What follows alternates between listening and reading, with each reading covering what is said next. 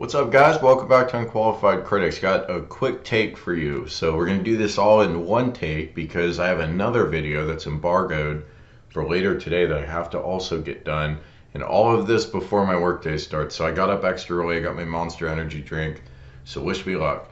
All right, number one, Attack from Mars is up for pre-order in Canada. My, how the turntables. Remember when we used to make fun of Canada because they'd get these products late? Well, here we are. They get them before us now, apparently. Release date, though, is February 28th, so maybe they don't get them before us after all. I don't know. One, we don't know if that's the release date for the U.S. market. Maybe we will get it sooner in the U.S. And two, this release date could change. I mean, this listing just went up, so sometimes these details are wrong. Also, by the way, the giant joystick, $150. The Atari one at least looks nice, but man, I'm not dropping money like that for a novelty like that. I don't really recommend you do unless you want the novelty for your game room, I guess. I don't really understand that. I don't understand why you'd want to just throw that in the corner. But we're not talking about that right now. That's a different story. We're talking about Attack from Mars. This is the arcade one-up pinball I decided I want after a lot of consideration. Now, obviously, I'm going to wait for this to show up in the US. And before you guys see this price and panic, I know a lot of y'all skim these videos because I see comments where your head exploded because you saw a price. This is a Canadian price. Canadian dollar is worth about 70% of an American dollar. Canada is not a real country. They're about 70% of a real country. But here's the thing. This is going to be $550 in the US. That pricing's already been announced. We already have pre-orders for the other two cabinets. Attack from Mars is going to be the same. So if you're in Canada, yes, this is $800 Canadian. But if you're in the US, this is going to be $550 American, and you don't need to worry about it. So nobody panic about this price unless you're actually in Canada and you're mad that it's $800 your local money. Then that's fine, you have a right to that. But if you're an American and you see this and you get salty, ignore it. It doesn't affect you. I don't think there's any new information here at all, but I want you guys to see this is up for pre-order. This is real. This is coming. Is it coming in Q1 2021? Maybe. Is it coming before Christmas in the US? Maybe. We just don't know yet. All right, next up, Sega Outrun is available for pre-order at GameStop here in the United States. I know most of my viewers are in the US, but I know I have quite a few of you in Canada as well, so we'll try to cover both. Sega Outrun, $550. There's really not much new to say here other than the marquee is confirmed light up.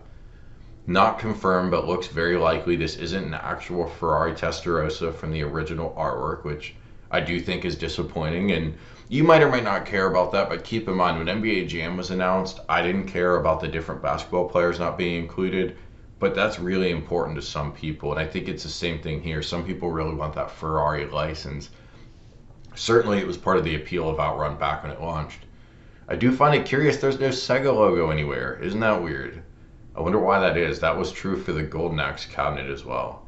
This cabinet looks good. I have not ordered it, and I'll tell you why. I have limited room for racing cabinets. I do, unlike some of you, I do really like Outrun. I think it's a good game.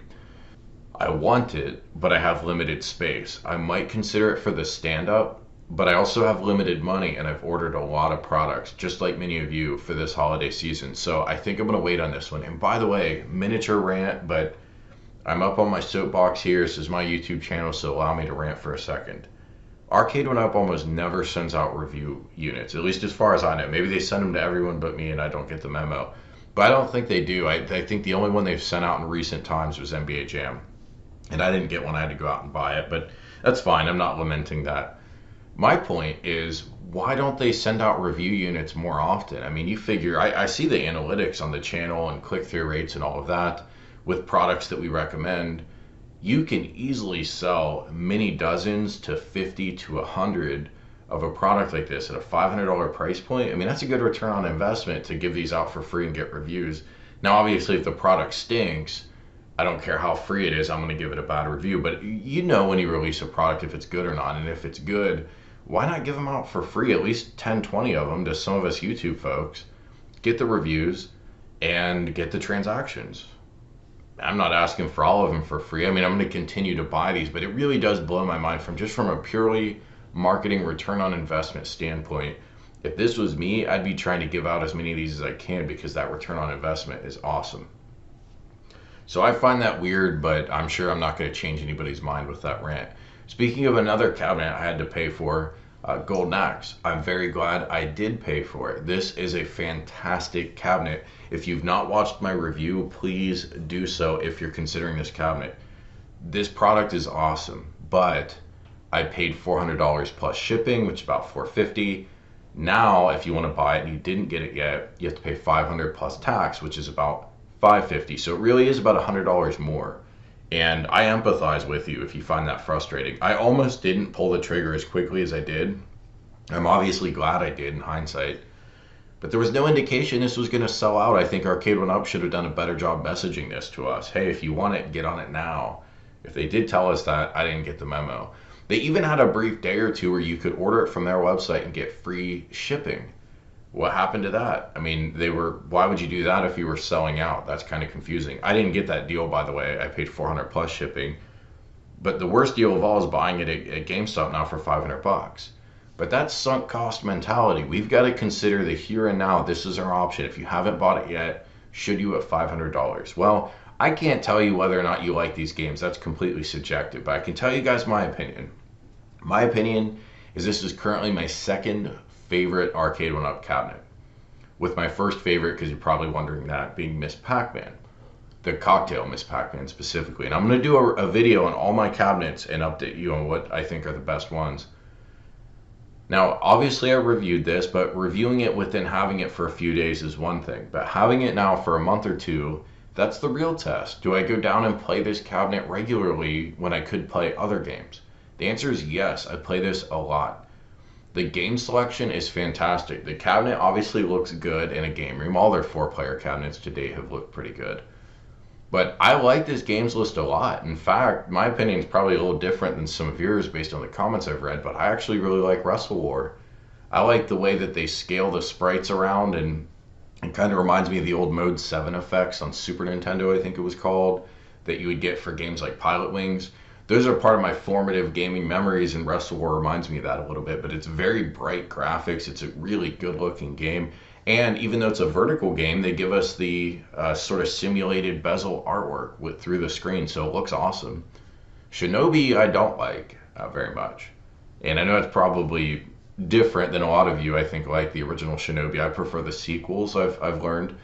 I don't play Shinobi very often. Altered Beast I like a lot, but man, it stinks with my 6-pound tension springs I installed. So let me just tell you, you probably already knew this, but if you buy this cabinet and you do want to upgrade the tension springs, which I recommend, don't go for 6-pounders, go for 2 or 4-pounder. And note that I say upgrade the tension springs. I don't really recommend upgrading the joysticks like I did on, say, my Miss Pac-Man. Here, you got 4 joysticks. It costs a lot of money to upgrade them, and these aren't really key precision joystick type games, but I would upgrade the springs to 2 or 4 pounds. Golden Axe I love. Golden Axe is one of the first arcade games I can remember playing. The weird thing about it is I don't remember where I played it. I don't know if this was maybe at my skating rink, or maybe at the arcade I'd go to as a kid, or maybe I played a console port. Really don't remember, but I remember really being into the game. And then Golden Axe Revenge of Death Adder I never played before, and it is amazing. The sound production on it, or sound design, is very, very good. When you play the first level and you walk under the waterfall and the music goes quiet, you just hear the rush of the waterfall. That sounds like a minor thing, but it's pretty cool. And the gameplay itself is deeper than the original Golden Axe, so it's more fun to play, especially if you've got multiple people to play this with. Great game. My only gripe is that you've got to slide over here to player 1 to pick your game, and then slide over here to what is effectively player 1 for most of the games on this cabinet. So it's awkward. They ought to let you pick your game from all 4 joysticks. I've said that before. I just say it every time I do a video on Golden Axe, because my hope is if I say it enough, Arcade 1UP will listen and give us a firmware update. I don't think that's going to happen, but I'm going to keep trying. Anyway, Golden Axe Revenge of Death Adder for $500. Is it worth it? Yes, I think it is. I really do think it's one of the best arcade cabinets they've done. Sega Outrun, that's completely up to you. I can't tell you if that's worth it or not. I think there's still some questions about how comfortable it is or isn't. I would consider buying this, except I'm running out of space, and this takes up some space. And then lastly, Attack from Mars is live. It is coming. If you're in Canada, get hype. If you're everywhere else, I guess, sit on your hands and wait, but hopefully we get it soon. Thanks so much for watching, guys. I'll talk to you later. Hey, consider hitting that join button to support the channel, and thanks so much for watching. Dripping lights paint the sky.